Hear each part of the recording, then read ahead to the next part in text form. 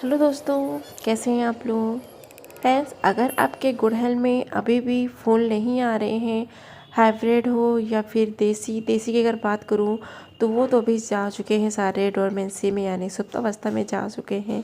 लेकिन कुछ ऐसे हमारे फूल हैं वो खिल रहे हैं। तो यहाँ पे मैं फ़िलहाल आप लोग के साथ में हाइब्रिड गुड़हल के बारे में बात करूँगी, जो कि अभी बहुत अच्छे से फूल खिल रहे हैं। और ये मेरा फ्रेंड्स, ये प्लांट को लाए हुए 1 साल हो गए हैं और इसमें देखिए पहली कली आई हुई है। कलर तो पर्पल लग रहा है, लेकिन खिलने के बाद मुझे नहीं पता कौन सा कलर निकल के आता है। और ये येलो वाले ये बहुत ही प्यारे लगते हैं। देखिए कलियाँ भी ढेर सारी आ रही हैं। तो अभी सारे मतलब हाइब्रिड वाले ही हिबिस्कस हैं जिनके बारे में बात करूँगी। तो कुछ ऐसे प्लांट्स होते हैं जो कि उसमें फूल नहीं आते हैं। तो उसका रीज़न ये होता है कि उनको अच्छे से फ्रेंड्स पोषक तत्व नहीं मिलते हैं, यानी इनको अच्छा सा फर्टिलाइज़र नहीं मिलता है, या फिर कुछ बीमारियां हो जाती, फंगस वगैरह लग जाता है, रूट रोड हो जाता है, या फिर उनको धूप अच्छी से नहीं मिल रही है, जिसकी वजह से उनमें फूल नहीं आते हैं। तो ये देखिए अभी मेरा हाइब्रिड वाला है। और ये मतलब मैं बता दूँ, 4-5 ऐसे मेरे पास हाइब्रिड प्लांट्स हैं जिनमें फूल हमेशा आते ही रहते हैं। तो ये भी एक है, ये भी है। तो इसको मैंने फ़िलहाल प्रून किया था, तो अभी अच्छे से देखिए इसमें न्यू न्यू स्टेम्स निकल रही है, सूट्स निकल रही है, तो फ्लावर अब आने के चांसेस है। तो ये वाला है, ये मेरे पास 2 साल से है। तो ये भी येलो और मैरून शेड में है, 2 कलर में है। और देखिए मैंने कटाई छटाई करी थी, तो अब नई नई देखिए पत्तियाँ आ रही, इसमें नए नए शॉट्स निकल रहे हैं, नए नए स्टेप आएंगे तभी इसमें कलियाँ आएंगी। तो प्रूनिंग बहुत ज़रूरी हो जाता है हमारे गुड़हल के प्लांट के लिए।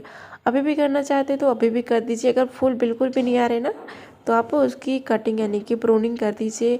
हार्ड प्रूनिंग कर सकते हैं, सॉफ्ट प्रूनिंग कर सकते हैं। बट अभी जिसमें आ रहे हैं उनको मत करिएगा, फूल उनसे आप रावा ले लीजिएगा। और वैसे प्रूनिंग करने का टाइम जो होता है फ्रेंड, जब बारिश ख़त्म हो जाती है ना, अक्टूबर में आप करिए। उस टाइम पे बहुत अच्छे से आपका गुड़हल ग्रोथ करेगा, चाहे वो देसी वाले हैं या फिर हाइब्रिड वाले हैं। तो सबसे पहली बात होती है उनकी प्रूनिंग बहुत ज़रूरी है।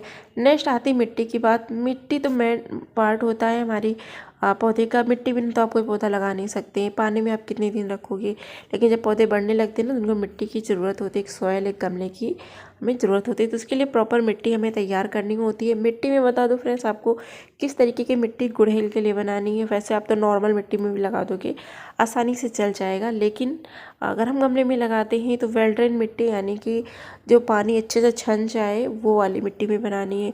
जैसे कि आप चाहे तो एक हिस्सा गार्डन सॉइल, एक हिस्सा जो रेत होती है वो ले सकते हो। आप कंपोस्ट ले सकते हो, बर्मी कंपोस्ट, या फिर जो गोबर की खाद आती है ना, वो लेके आप पॉट में लगा दीजिए। पॉट आपको वैसा सिलेक्ट करना जिस तरीके से आपका पौधा है, यानी कि अगर बड़ा पौधा है तो बड़ा गमला लीजिएगा, छोटे है तो छोटा लीजिएगा।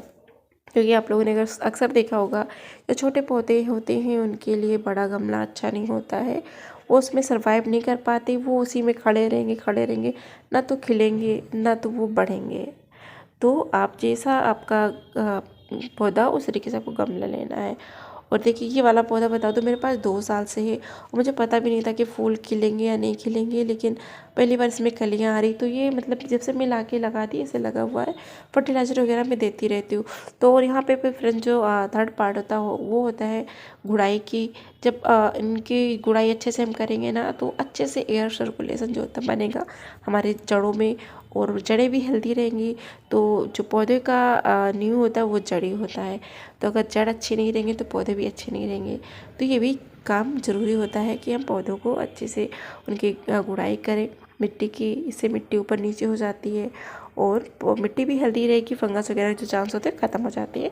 और धूप भी अच्छी से इनको दिखानी चाहिए बराबर, ताकि जब अच्छे से धूप दिखेंगे ना तभी ये खिलेंगे। तो यहाँ पे मैंने गुड़ाई कर ली है। अब देना है यहाँ पे फ्रेंड्स फर्टिलाइज़र। तो फर्टिलाइज़र हमें क्या देना है, बहुत से हमारे ऐसे फ्रेंड्स होते हैं कि वो केमिकल फर्टिलाइज़र देते हैं, घर का बना हुआ देते हैं। और मतलब बहुत चीज़ें ऐसी होम रेमेडीज़ होती है जो हम लोग ट्राई करते हैं। तो आज हम ऐसे कुछ होम रेमेडीज़ ट्राई करने वाले हैं, क्या फ्री का बताने वाले हैं। तो फ्रेंड्स मैं यहाँ पे आपको बता दूँ, मैं यहाँ पे ले रही हूँ 1 चम्मच यहाँ पे टूथपेस्ट है। ये देख सकते हो, ये मैंने टूथपेस्ट लिया हुआ है।